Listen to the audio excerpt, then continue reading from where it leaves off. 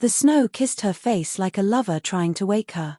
Her skin shimmered violet blue and flecked with light, as if constellations were trapped beneath her cheeks. Duncan had never seen a woman like her. Not in all his years bouncing cargo across forgotten sectors. Her breathing was shallow. Too shallow. Her lips parted slightly, whispering something in a language he didn't understand, but it sounded like a name. Maybe his. Maybe not. He didn't know. All he knew was that he couldn't let her die. He pressed a thermal patch against her neck, watching it hiss as it tried to fight the freezing air. "You're not dying out here," he whispered, brushing frost from her hair. It was like copper silk, tangled and crusted with ice. "Not like this." The snow crunched under his boots as he adjusted her weight over his shoulder. She wasn't heavy. She was delicate, too delicate for this storm-blasted hell of a planet. Mer 9 was supposed to be uninhabited. Just another dead rock on the edge of civilized space. But then the freighter cracked in half mid-jump. Emergency pods scattered like sparks. And one of them had carried her. The rescue shelter was 5 clicks away. Half buried in a gorge, forgotten by every chart he could find. He kept his compass embedded in his glove fixed on its blinking dot, trudging through thigh-deep drifts while wind sliced at his face. Every 20 steps, he checked her vitals. Pulse faint. Breathing shaky. But alive. She was still alive. He made it to the shelter just as the last flare of sunlight dipped behind jagged mountains. The entry hatch creaked open like an old coffin. Inside, it smelled of metal, dust, and neglect. He kicked the heater twice before it coughed into life, casting a warm orange glow across the cramped room. He laid her gently onto a padded cot, his fingers brushing the strange markings on her arm, iridescent bands that glowed slightly when he touched them. She stirred. Her eyes fluttered open, unfocused at first, then locked onto him. Icy blue. Not human. Not threatening either. Just curious. Like she was trying to place him in some dream she half remembered. "You're safe," he said softly. "I'm Duncan." She blinked slowly. Then whispered, "Ellyra." It sounded like music. Her voice light, harmonic, trembling. The name hung in the air like the first note of a song he didn't yet know. She tried to sit up, but he placed a gentle hand on her shoulder. "Easy. You've been through hell." Her gaze drifted to the walls, the heater, the small fire-orange light humming in the corner. Her fingers curled around the edge of the blanket like it was unfamiliar. Maybe it was. Everything about her said otherworldly. Not just alien, refined. Royal, maybe. He'd heard stories of the Stellarii, the reclusive species that never left their nebula cities, bound by strange codes older than Earth's pyramids. She shivered. He grabbed the spare thermal cloak and tucked it around her. For a moment, her hand grazed his chest. His breath caught. Her touch left a tingling warmth, as if something inside his own body had responded. They sat in silence for a long while, save for the wind clawing at the shelter walls. She studied him with calm intensity, like she was memorizing every scar on his face. "You saved me?" she asked, her accent wrapping around each word like silk. He nodded. "Pulled you out of your pod an hour before it would have iced over." Her eyes dropped, then slowly closed. "Then, it is done." He frowned. "What's done?" But she didn't answer. Just curled into the cot and let the silence claim her. The next morning, she was stronger. Enough to sit, sip warm broth, and ask questions, so many questions. What system were they in? How long had she been unconscious? Had any others survived? He told her everything he knew. She listened closely, never interrupting. At one point, she touched the small transponder he'd activated the night before. "You summoned your kind?" she asked. He hesitated. "Rescue beacon. Standard protocol. They'll probably send a scout ship in 72 hours. Give or take." She stared at the blinking signal for a long time. "And after that?" He gave her a crooked smile. "After that, you go home. Back to wherever you came from." Her expression didn't change, but something behind her eyes dimmed. "That night," she sang. Not words, just tones. Soft and rising, echoing through the metal shelter like distant starlight.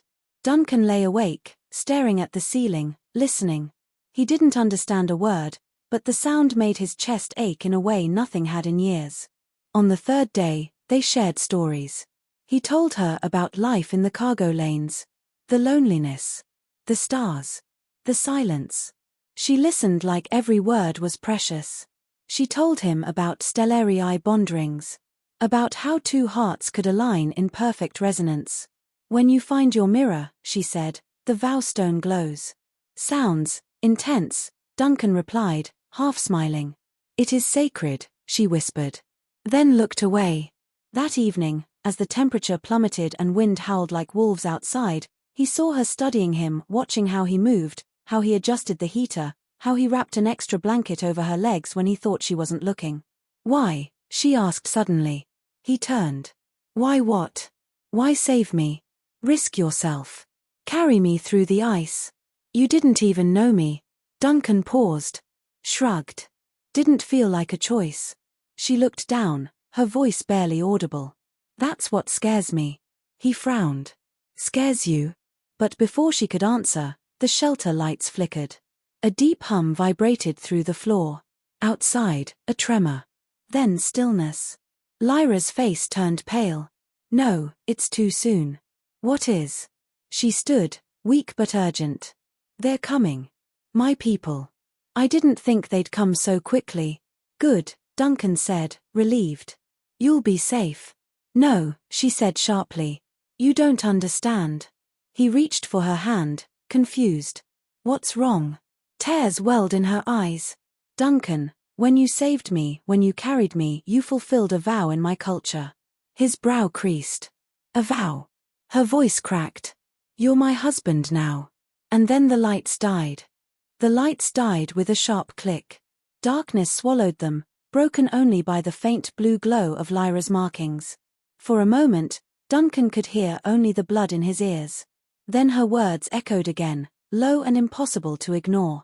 You're my husband now. He stepped back slightly, his voice slow. You're serious? Lyra nodded, her expression unreadable. The soft glow from her skin lit her face like moonlight. In Stellarii law, when a man risks his life to save a noblewoman, the bond is formed. It cannot be undone. But I didn't know. Duncan snapped, then softened. I didn't know your customs. I was just trying to help you. I know, she said. That's what makes it binding. A heavy silence stretched between them. The wind howled beyond the thin walls like it knew something was unraveling inside. He wanted to laugh, to scream, to shake sense into the galaxy.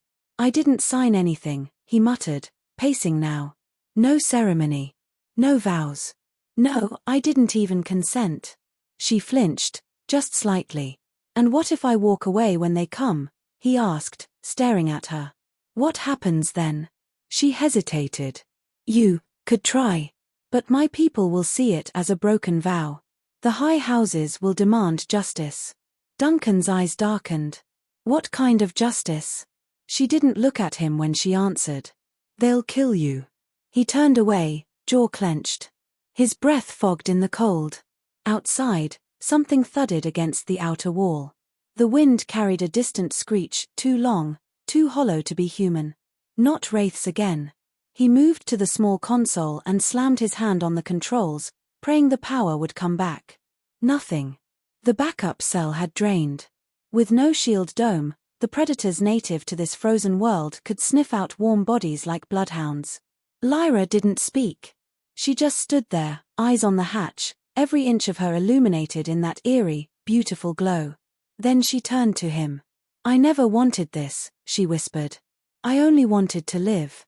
He looked at her, truly looked. Beneath the alien markings and otherworldly eyes was someone frightened. Someone bound by duty and tradition she didn't ask for. Same, he finally said. They worked in silence for the next hour, patching the power coil, splicing wires by flashlight. She moved with precision, almost like she could hear the energy pulsing through the system. They were so close, just one surge, and the heater, lights, and shield would reboot.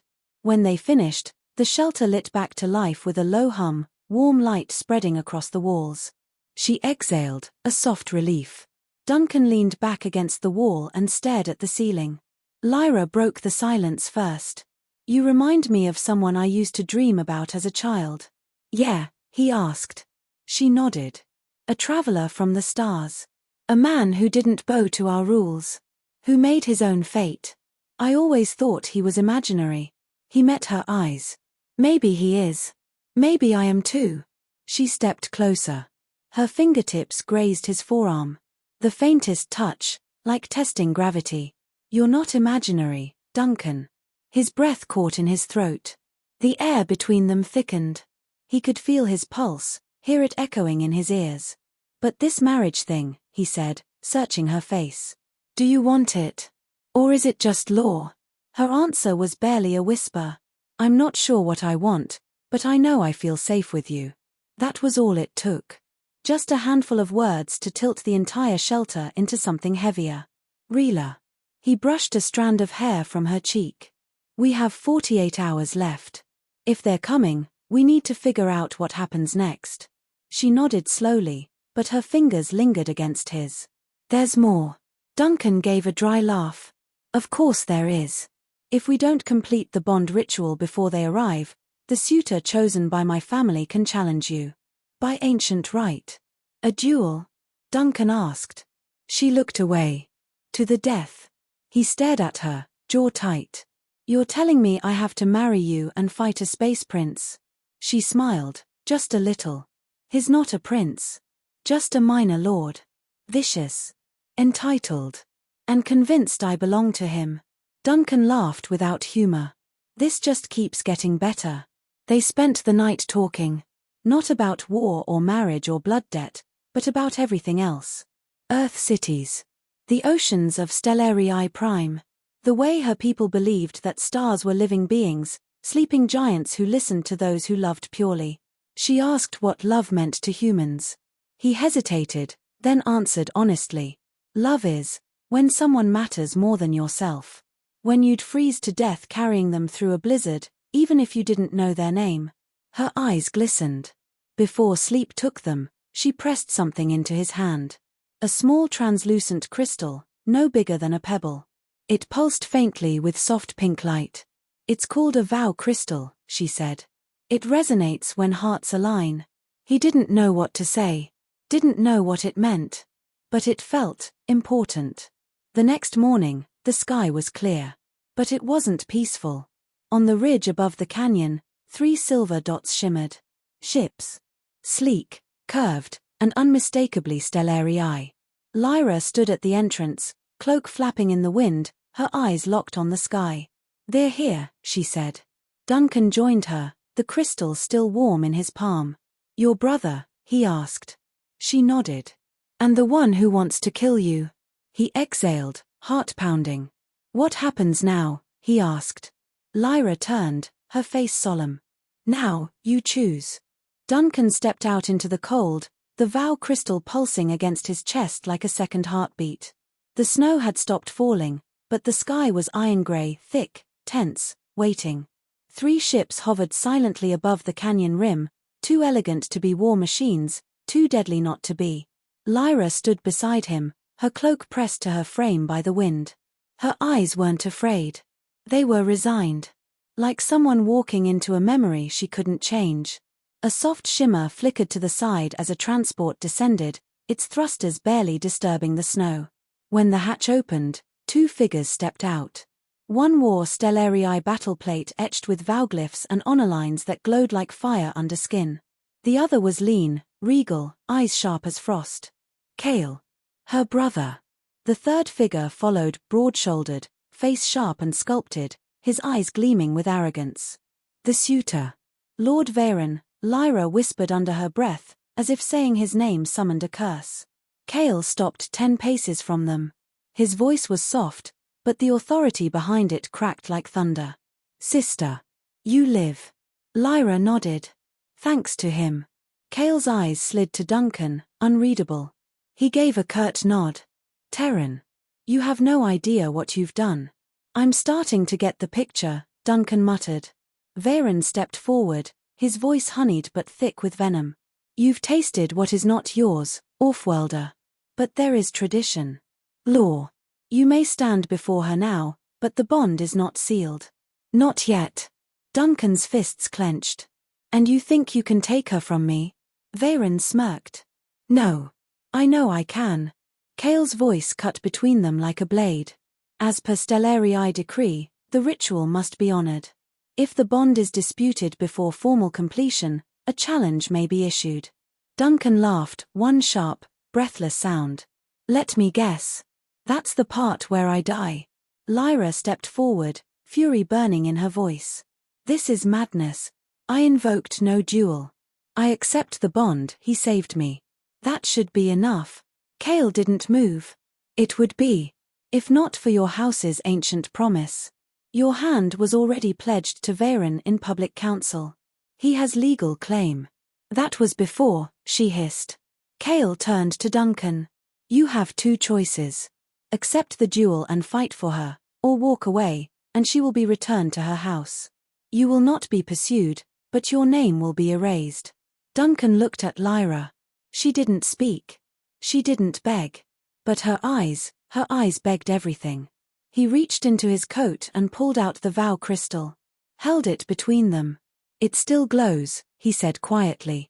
Cale's expression flickered. Just slightly. I'll fight. The dueling circle was drawn in frost. 10 paces wide.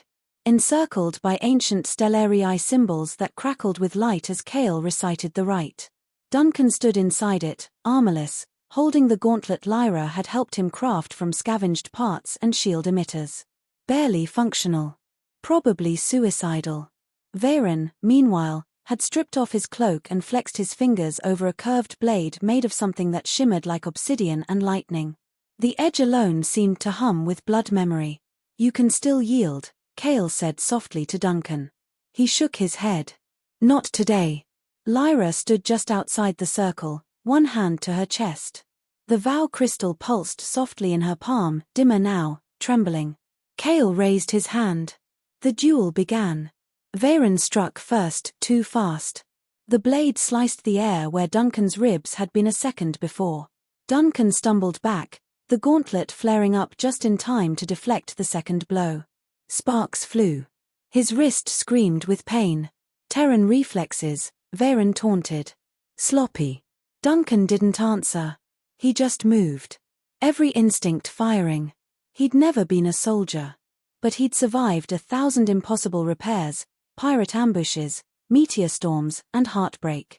This was just another impossible fix. Veyron swept low, too low. Duncan caught it with the gauntlet's last charge, redirecting the strike into the snow. He lashed out with a fist, catching Veyron across the jaw. The Stellarii stumbled. The watching guards stirred. Veyron snarled. You'll die alone on this ice, Terran. No, Duncan growled. I won't. Veyron lunged with final fury, both hands on the blade, overhead arc meant to kill. Duncan braced, heart pounding. And Lyra stepped into the circle. The vow crystal flared like a second sun, blinding light erupting between them. The blade stopped midair, frozen by something unseen. Lyra's voice rang out, not loud, but undeniable. I claim him. The light pulsed between them, and the crystal shattered not in destruction, but in release. A wave of warmth rippled out across the canyon. Every mark on her skin lit up like starlight. Duncan felt something inside him shift, like the universe realigned around a new center. Cale stepped forward. His voice was low, reverent. The vow is sealed. Veyron fell to his knees, blade dropped. The duel was over. Not by blood, but by bond. Later, when the guards had gone, and the ships returned to the sky, Duncan and Lyra stood at the cliff's edge. Her fingers were laced with his. The world stretched out, endless and white and quiet. I wasn't supposed to choose you, she whispered. But you did. I broke every law to do it. He smiled. Then I guess we're fugitives now. Her lips curved. Then let's run. They stood in silence, the stars peeking out one by one above them. The moment felt eternal. Until Cale's voice came through the comlink on Duncan's wrist. They've issued a warrant. The High Council wants you both detained. Duncan looked at Lyra. She didn't flinch. He turned toward the old scout ship, its hatch open and humming with power. Then we better fly fast. Thought for 4 seconds. The scout ship shuddered as Duncan threw the throttles wide, its engines screaming awake after decades of dormancy. He felt the vibration in his spine, tasted ozone on his tongue, and glanced at Lyra buckling herself into the co-pilot's seat. Her hair glowed in the emergency lights, every strand sparking like sunrise caught in copper wire. Beyond the cockpit glass, the canyon walls blurred past in icy streaks while twin moons dipped behind serrated peaks. He punched in ascent vectors. Hull plating rattled. A warning klaxon wailed, weapon lock. Pursuit craft, he asked, already knowing. Lyra's fingertips skimmed the console, coaxing readouts from obsolete alloy. 3 interceptors. Fast. Markings of the High Council. Of course. Council ships were faster than anything salvaged. He toggled shields, power levels dipped into the red. Not enough juice for a straight firefight. He glanced at her. She met his gaze, calm despite the klaxon, eyes hard with a resolve he'd never seen in royal courts back home. The vow crystal had shattered, but fragments were still embedded in the folds of her cloak, faintly pulsing every time their shoulders brushed. He felt that rhythm inside his chest, as steady as his pulse. He spiraled up through ragged clouds, kicking lateral thrusters to weave between ice spires jutting like white knives. The inertial dampeners whined, the hull screamed in protest. Behind them, plasma bolts tore neon rents in the sky. One skimmed their starboard wing, spinning the little ship like a coin. Duncan wrestled with the yoke. Gravity shifted, Lyra's hand found his arm. He caught a glimpse of her smile, wild, fearless. "We need a miracle," he muttered. "Not a miracle," she answered, pulling a crystal shard from her cloak. "A resonance." The shard flickered brighter as she placed it on the console. Diagnostics lit up as though the system recognized an ancient key. Lines of forgotten Stellarii script scrolled. Reactor output spiked. He stared. "You're hot-wiring the core with a piece of jewelry?" She shook her head. "The vow crystal isn't jewelry, it's a conduit. 2 hearts in harmony can amplify energy patterns. The duel proved our alignment. Now we just tune it." Another bolt screamed past, rocking the cabin. Proximity alarms howled. "Tune fast," he said. She closed her eyes, palm over the shard. A soft hum filled the cockpit, low at first, then rising, a chorus of harmonic overtones that braided with the rumble of engines. Something inside Duncan vibrated in sympathetic reply. His vision swam with impossible colors, violet snow, copper hair, the ghost of her first smile as she woke in the shelter. The hum poured through his bones, into the control matrix, into the battered coils of the reactor. Power surged. Shields leapt to full. Engines roared like a dragon uncaged. Duncan grinned. "I'll take it." He jerked the yoke, pitching straight upward. The little ship shot from the canyon like a flare, leaving swirling vortices in its wake. Interceptors adjusted course, drive plumes bright. But they were slower now, noticeably slower. Lyra slid into navigation. "Map is centuries old, but I see something. An abandoned jump gate, 12,000 kilometers at polar latitude. Gate's been dormant longer than this ship," Duncan said, banking hard, letting momentum sling them toward the pole. "If it even still exists." She looked at him, eyes glowing. "Resonance can wake more than engines." Snow-laden winds streaked across ridgeline. At altitude, the sky bled from gray to ink, stars crisp as new diamonds. The interceptors were specks behind them now, but closing again, aligning for missile strike. Target lock pulsed red across the HUD, each beep a countdown. Lyra touched his shoulder. "Trust me," she whispered. He trusted her. He dove into a valley where glacial mist curled like dragons. Turbulence hammered the fuselage, but sensors pinged there, buried in ice, a ring of metal half a kilometer wide, its runic surface crusted in frost, the ancient gate. Power readings were negligible. Dead. But the crystal at Lyra's hand glowed brighter, each beat timed to their twin pulses. She fed coordinates into the nav drive, lines he'd never seen, star vectors unknown to Terran charts. "Give me everything," she said. He rerouted weapons power to the emitter coils.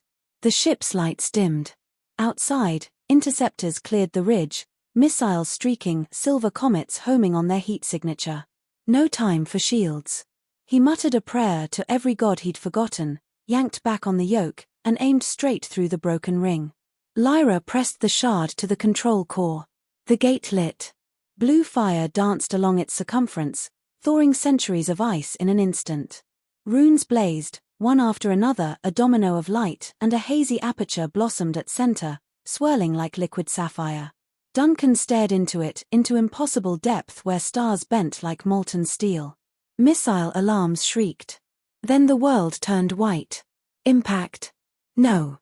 The explosion blossomed behind them as missiles met the newborn field, vaporizing in the gate's wail. Shockwaves rocked the scout ship, but the resonance held. Now. Lyra shouted. He punched engines. The ship leapt forward, straight into the blue core. For a heartbeat, everything stretched. Sound became color became taste, and time thinned to a vibrating thread. Then silence. Stars rearranged. Space itself felt softer, like a curtain lifted. The cockpit alarms were gone, replaced by soft chimes, autonomous systems resetting. Outside, a nebula glowed emerald and wine red, swirling over an endless sea of distant lights. No sign of pursuit. No lock signals. Just quiet, humming with new possibilities. Duncan exhaled a breath he hadn't known he'd been holding. Where, or are we? Lyra scanned the readings. Uncharted. Far beyond council reach. We're free, for now. He turned, seeing her bathed in nebula light, eyes bright with hope and lingering fear. You risked everything. So did you, she said, reaching to brush frost-damp hair from his forehead. Her touch was warmer than the cabin, warmer than thrill, warmer than any sunrise he'd ever flown toward. Why? Because I couldn't watch you get dragged back to a life you didn't choose, he answered, voice low. Because when I carried you through that blizzard, something woke in me. Something I thought I'd never find again. She lifted the remaining shard of crystal between them. It pulsed, steady, sure. It beats with us now. He closed his fingers around hers, crystal caught between their palms. A soft ringing filled the cabin, like distant bells answering a question they'd both asked in silence. He leaned closer, tasting the electricity that always lingered around her skin, and kissed her. It was gentle, at first. Then deeper, as though stars themselves bent nearer to watch. When they parted, her cheeks flushed violet rose. Where do we go? She whispered. Anywhere, he said, glancing at the swirling nebula beyond the glass. Everywhere. She laughed, a sound pure as melted snow. The council will hunt us. Let them. They'll be chasing ghosts. He keyed the autopilot, plotted a zigzag course through dust clouds, masking drives. Systems hummed, still fragile, but alive. He settled back, keeping one hand intertwined with hers. A soft ping interrupted. Incoming transmission, unknown origin. He frowned, tapped the console. A voice crackled through static, female, unfiltered Stellarii cadence. Lyra. Duncan. If you can hear me, know this isn't over. The High Council has chartered Blood Comet mercenaries. They will scour the dark for your signatures. But there are those of us who believe in choice over decree. Seek us in the Saffron Reach. Follow the signal of twin suns. The message looped, then cut. Coordinates scrolled, hidden among them a single glyph Duncan recognized from the shelter walls, the emblem of Kale's private seal. He smiled. Looks like your brother just chose sides. Lyra's eyes shimmered. She squeezed his hand. Then we're not alone after all. No, he agreed, gazing at the unfolding cosmos beyond the bow. Not alone. Not now. Not ever. The ship curved toward the unknown, engines humming in perfect harmony with the tiny crystal shard still beating between their joined hands. And somewhere in the distance, two suns rose together, casting gold across the velvet void, lighting the path of a love bold enough to rewrite the oldest laws of stars.